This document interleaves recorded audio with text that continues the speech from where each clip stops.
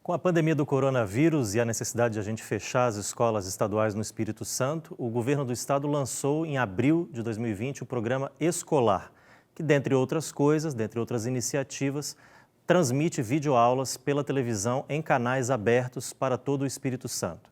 No início, nós, através de um termo de cooperação com a Secretaria de Estado da Educação do Amazonas, transmitimos essas videoaulas produzidas em Manaus.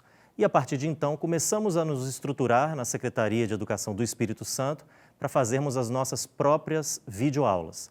Isso é o que nós teremos a partir de junho, uma substituição progressiva das aulas do Amazonas pelas aulas do Espírito Santo, num estúdio próprio, com servidores, professores do Espírito Santo, com um conteúdo voltado para os alunos capixabas.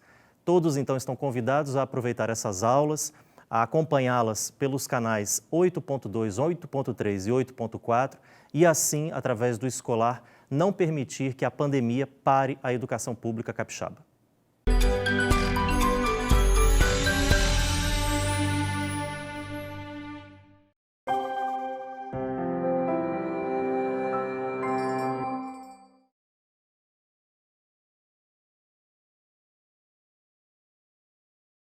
Olá, tudo bem? Eu sou o professor Giovanni, estarei ministrando para vocês o conteúdo de Geografia para o 7º ano do ensino fundamental. Na aula de hoje, falaremos sobre a ocupação e formação do território brasileiro. Para dar início, falaremos sobre o Tratado de Tordesilhas, a primeira forma do território brasileiro. Conforme podemos verificar no slide, o primeiro traçado do território brasileiro foi dado a partir do Tratado de Tordesilhas, assinado entre Portugal e Espanha em 1494, a partir de 370 léguas da ilha de Cabo Verde. A partir disso, em 1534, a divisão administrativa do Brasil se deu através das capitanias hereditárias. No total, como vocês podem observar no mapa, eram 15 capitanias, sendo 12 donatários. Os donatários eram quem recebiam essas capitanias e tinham como dever, o próprio bolso, cuidar e desenvolver dessas capitanias. Com o passar do tempo, não deu muito certo, até porque não havia financiamento por parte da coroa portuguesa. Das 15 capitanias, apenas 2 economicamente sobressaíram, que foram a de Pernambuco e a de São Vicente. Vale também ressaltar a questão da capitania do Espírito Santo, aonde nós, Espírito Santo, Estado, hoje, estamos inseridos. A capitania do Espírito Santo, quem recebeu, foi Vasco Fernandes Coutinho, que chegou aqui em terras do Espírito Santo em 23 de maio de 1535. E é por isso que até hoje, no dia 23 de maio, nós comemoramos o Dia do Solo Espírito Santense. Num segundo momento, conforme o próximo slide, houve o Tratado de Madrid, de 1750. Esse Tratado de Madrid, ele veio substituir o Tratado de Tordesilhas. Como vocês podem ver no mapa, as dimensões territoriais do Brasil aumentaram consideravelmente. Foi uma troca amigável entre Portugal e Espanha novamente, onde a Espanha recebeu o território que hoje tem o Uruguai, em contrapartida, o Brasil recebeu o território, principalmente onde está a região amazônica hoje. Para a ocupação do interior do território brasileiro, temos as entradas e bandeiras e os ciclos econômicos como as principais fontes. As entradas, ainda no século XVII, eram custeadas pela coroa portuguesa, com o objetivo de capturar índios, ou seja, os nossos nativos, para escravizá-los, e encontrar metais preciosos. Já as bandeiras tinham o mesmo objetivo, porém não eram oficiais. Tanto entradas quanto bandeiras foram importantes porque foi conhecendo o território brasileiro no seu interior. Mas, sem sombra de dúvida, para a ocupação do território brasileiro, nada mais foi importante do que os ciclos econômicos. Listei aqui alguns ciclos, os mais importantes. O primeiro ciclo econômico do Brasil, ainda no período pré-colonial, ainda sem a vinda efetivamente da coroa portuguesa, foi o pau-brasil, entre 1500 e 1530. Contudo, o destaque merece o ciclo da cana-de-açúcar, nos séculos XVI e século XVII. O ciclo de cana-de-açúcar se deu principalmente no Nordeste brasileiro. Encontrou um solo extremamente favorável, que foi o solo de Massapê. E aqui se explica muito do que acontece com o Brasil, no que refere-se à sua concentração fundiária, ou seja, a concentração de terras na mão de poucos, e também o grande número de descendentes africanos no Nordeste. Por quê? O ciclo econômico da cana-de-açúcar se baseou no plantation. O que é isso? São 4 características principais. Primeiro, monocultura, ou seja, o cultivo de um único produto, no caso, a cana-de-açúcar. Mão de obra escrava. Aqui começa a história dos africanos no Brasil. Os indígenas, segundo consta nos livros, eles não eram dóceis para se escravizar e para trabalhar. Então, começaram a trazer para substituir a mão de obra indígena dos nossos nativos, os africanos, nos canaviais e nos engenhos no Nordeste brasileiro. Toda a produção era voltada para o mercado externo. Ok? Então, nós temos mão de obra escrava, nós temos mercados externos e nós temos a monocultura. A cana-de-açúcar brasileira, ela começou a entrar em decadência, no século XVII. Muitos da questão está envolvendo a produção canavieira também nas Antilhas, mas, devido às entradas de bandeiras e outras situações, deu início ao ciclo do ouro, no final do século XVII, mas, sobretudo, no século XVIII, principalmente em Minas Gerais. Mas Goiás e Mato Grosso do Sul também foram bastante explorados. Temos o ciclo do algodão, que não está entre os mais importantes, mas merece destaque, entre o século início do século XIX, e depois da mineração, sem sombra de dúvida, o principal ciclo econômico, e aqui nós vamos ter algo importante, quando se fala em um novo povo, que é o café. O auge do café é o século XIX, principalmente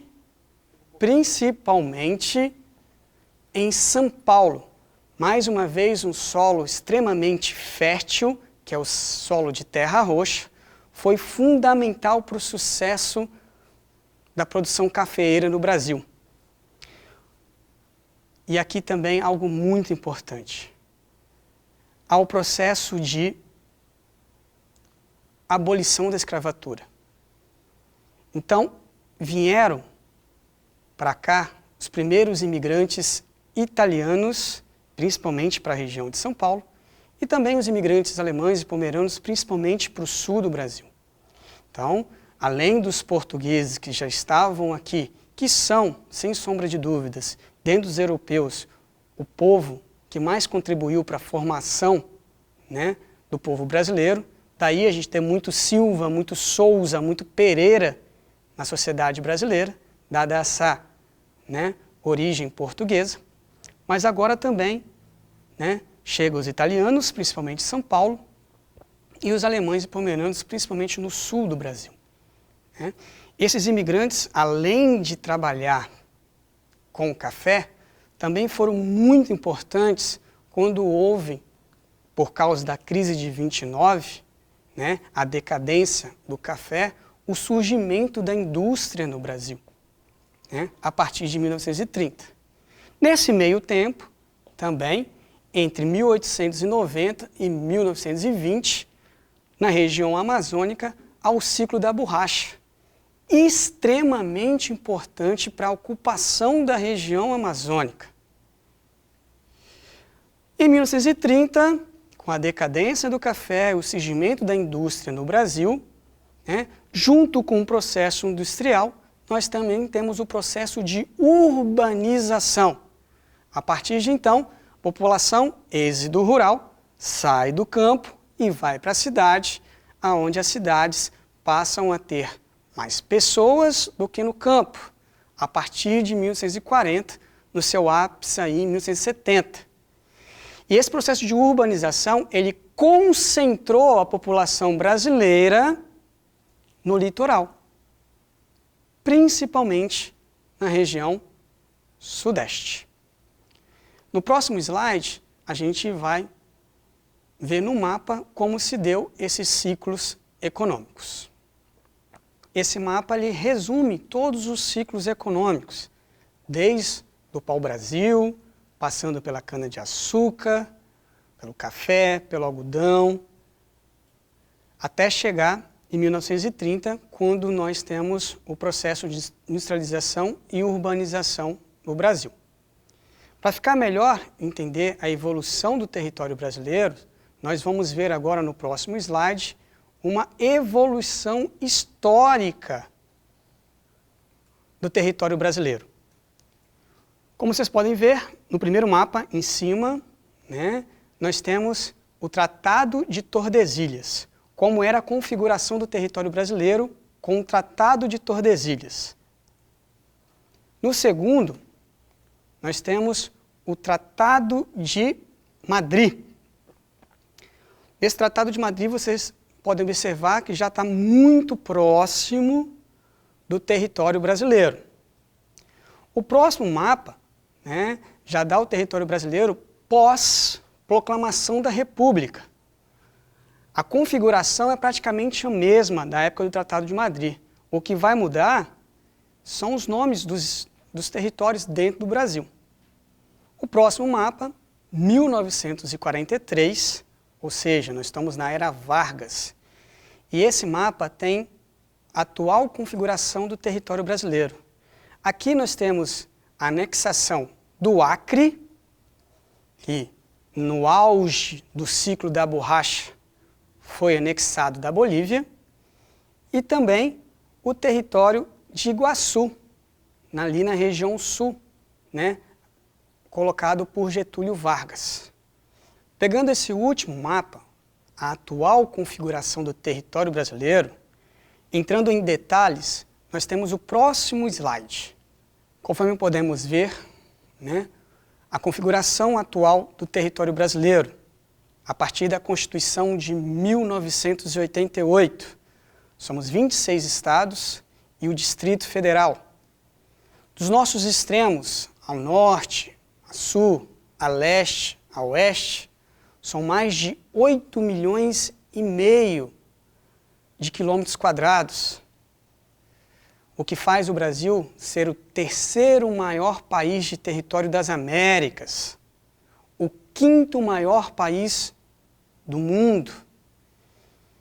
Somos mais de 210 milhões de brasileiros formados por nativos, chamados indígenas, europeus, portugueses no início da colonização, italianos, alemães, pomeranos, principalmente a partir do ciclo do café e africanos no início do ciclo da cana-de-açúcar, o que faz com que hoje a população brasileira seja uma das mais miscigenadas no mundo. Pegando o Brasil e dando um enfoque só na América do Sul, como podemos ver no próximo slide, tá?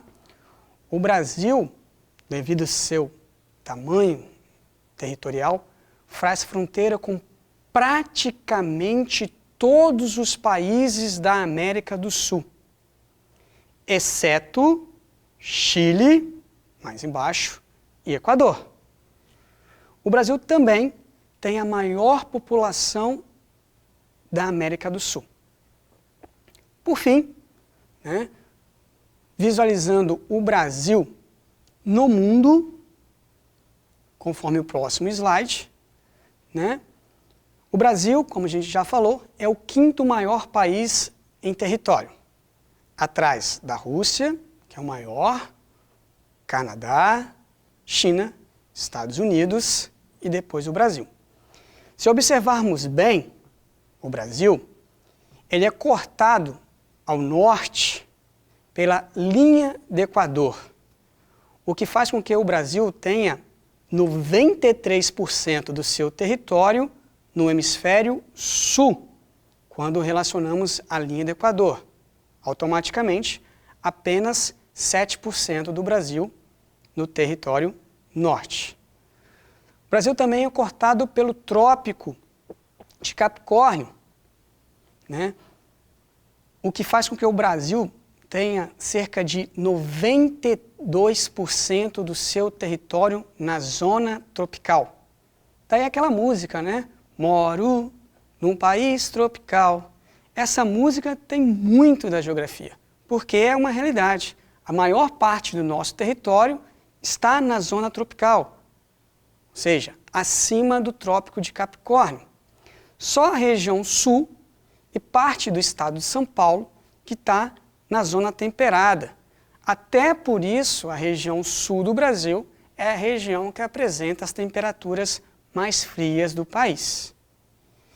E por fim, podemos verificar que o Brasil está totalmente a oeste do meridiano de Greenwich, ou seja, 100% do território brasileiro encontra-se no hemisfério oeste. Então, de forma resumida, na configuração atual do território brasileiro, são 26 estados e o Distrito Federal. Somos o 3º maior país territorial das Américas, o 5º maior do mundo.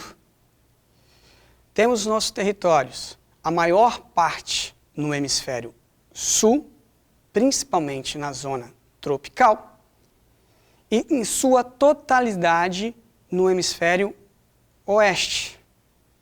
Somos mais de 210 milhões de brasileiros que ocupam esse território, onde há uma concentração da população no litoral, principalmente na região sudeste, sobretudo na cidade de São Paulo.